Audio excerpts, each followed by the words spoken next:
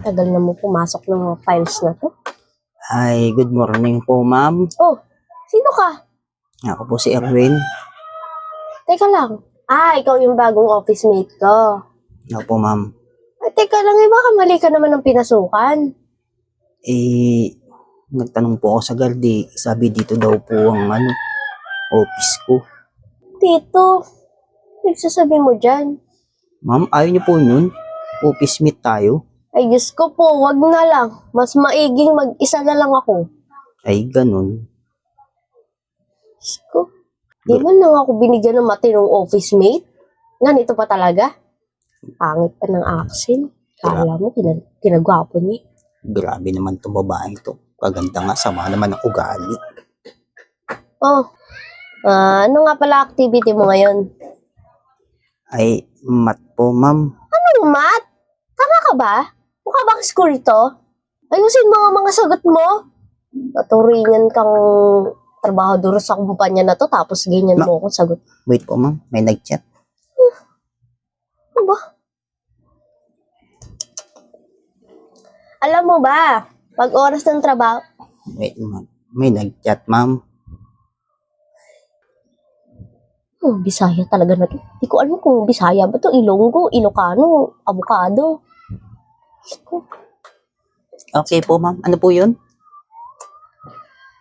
Ang sabi ko, ano activity mo ngayon? Anong gagawin mo? May nag-chat po ulit, ma'am. Wait lang po, Bastos man din ng tao na to, oy. Sige, take your time. Ang labo na sa lamin. Hindi ko makita.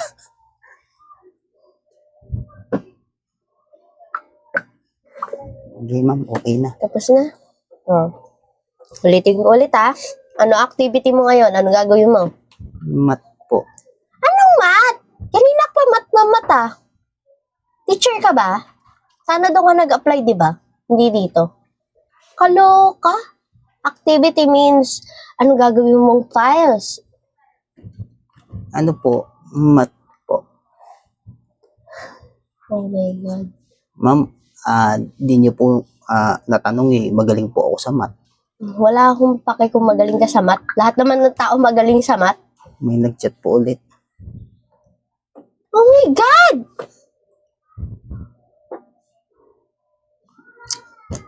Huwag mo akong antayin tumawag sa manager.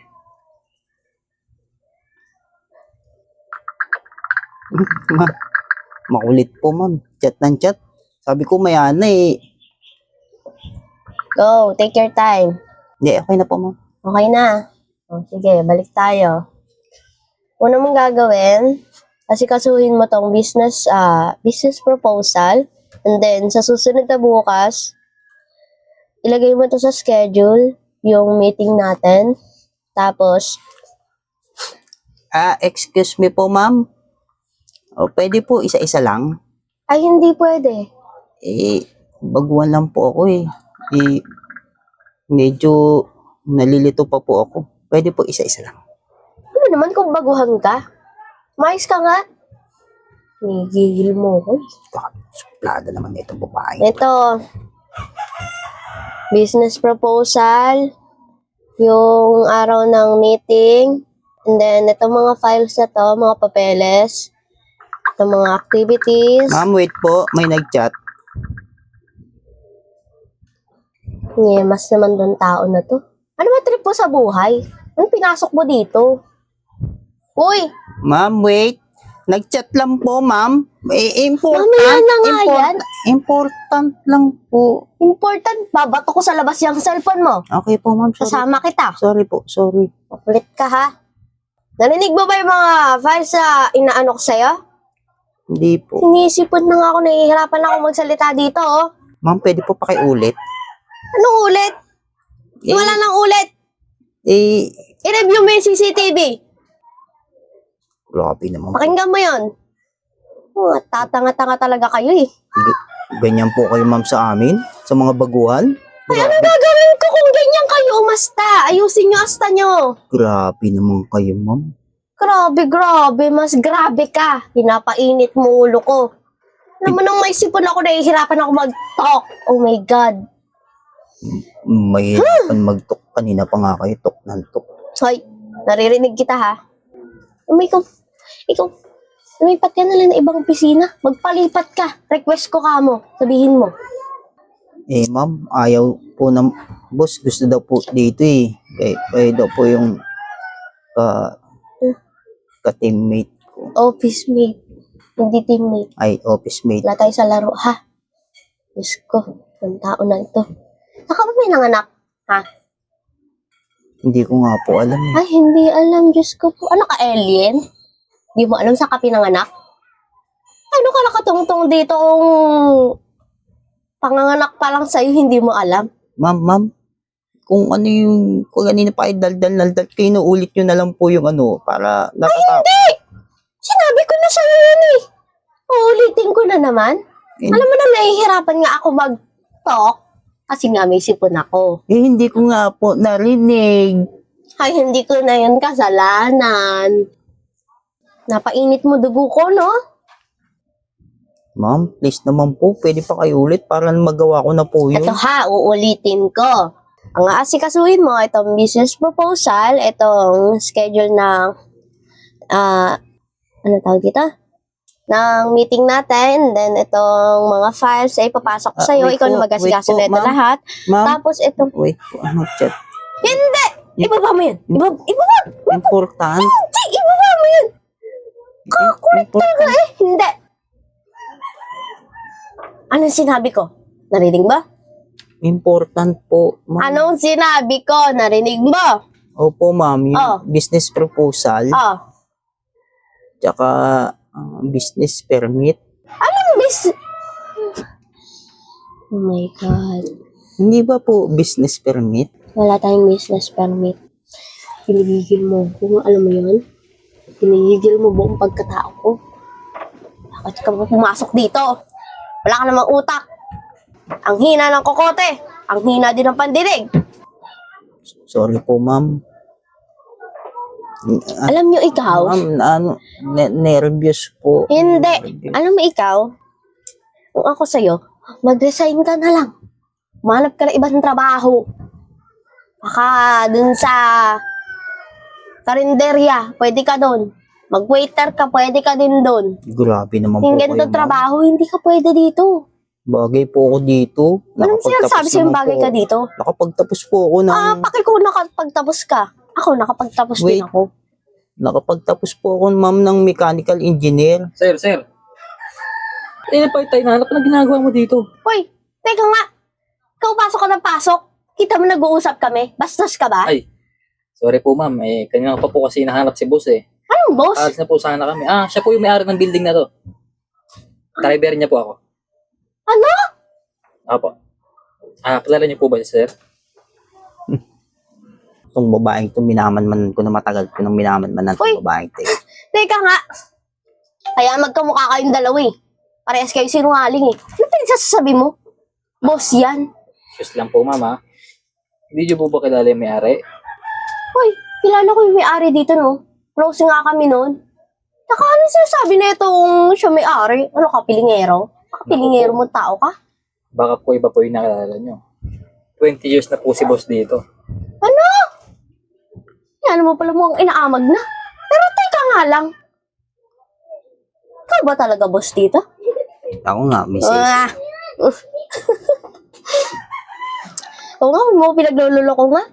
Alam mo, ganito talaga yung ginagawa ko sa mga walang kwenta kong mga trabahador na umaapi. Sandali nga lang. Hindi ko talaga maintindihan eh. Nagsasalita pa ako. Pwede?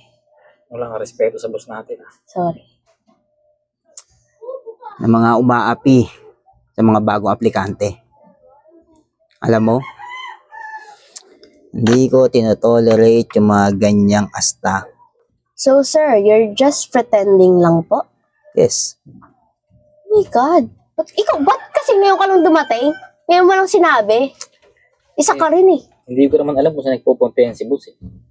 Sabi mo, 20 pa yung floor to, tingin mo mahanap ko siya agad. Naku, ikaw nang gigigil din ako sa'yo ha. Tsaka hindi ko talaga pinapaalam sa driver ko kung saan ako nagpupunta.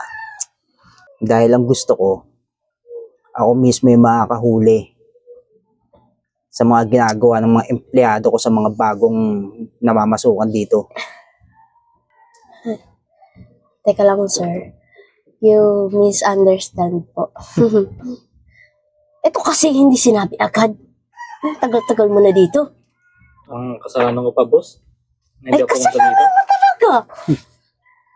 Miss Hazel, can you please keep quiet? Masyado kang madada. Alam mo ba yon? Sorry. Alam mo, ang pagiging madada mo, diyan sa trabaho mo dapat ginagawa eh. Hindi sa mga bagong aplikanteng namamasukan dito. Sorry, sir. Hindi ko naman kasi alam eh. Sinabi naman kasi nito agad. Hindi sana alam ko. Siyempre, hindi ko talaga ipapaalam yun. Natural, pag alam niya, di mabibisto yung mga ginagawa ko. Kasi for the first time, meron na basto sa'yo dito, tapos babae pa. Kaya nga eh. Bakit mo ba? Bulong-bulong ka pa dyan. Kaya mo? Naku, sir. Pasensya na talaga. Pasensya na kayo. Ay, Mainit lang kasi talaga dito sa office. Tsaka, mainitin lang din talaga ulo ko. Gawa ng stress sa work. mainitin? Oo, sir. Mainit? O talagang pinag-iinitan nyo lang yung mga bagong namamasukan? Hindi naman, sir. Hoy, Miss Hazel. Nasa ganyang posisyon ka pa lang. Pero kung umasta ka pili mo ikaw na CEO dito sa building na to. Naku, sir, kung ako sa inyo, tanggalin nyo na yan. Hoy! Ang galing. Hindi kasi ikot tatanggalin ko. Alam mo, sir, bali-balita ko sa floor na to. Mga bagong hiring dito na applicant. Ayaw niyan kasama eh. Paano naman kasi yung iba, sinto, iba, ang baho, yung iba, mukhang tanga. Kaya nga nagawa ko yung ganti. Yung magpanggap. Para malaman ang tunay na ugali ng babaeng to. Pasensya na, sir. Ako, sir, kung ako tatanggalin ko na yan. Baka naman sabihin ng mga dyan masama ang ugali natin. Miss Hazel.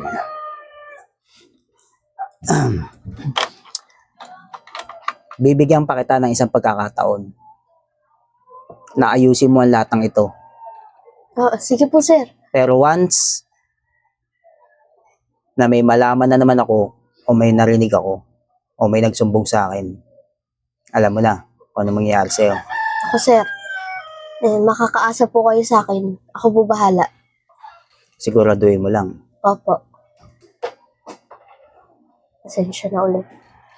Sige na. Ano mo na yung GMW. Alis na tayo. Sige po, sir. Oh. Salamat po, sir. Huwag ka muna magpasalamat. Ha? Inuulit ko. Bibigyan pa kita ng isang pagkakataon. Pero dapat ayusin mo yung lahat. Opo, sir. Ayoko na may maririnig akong may nagrereklamo sa'yo. Alam mo na, Miss Hazel. Yes po, sir. Pasensya na ulit.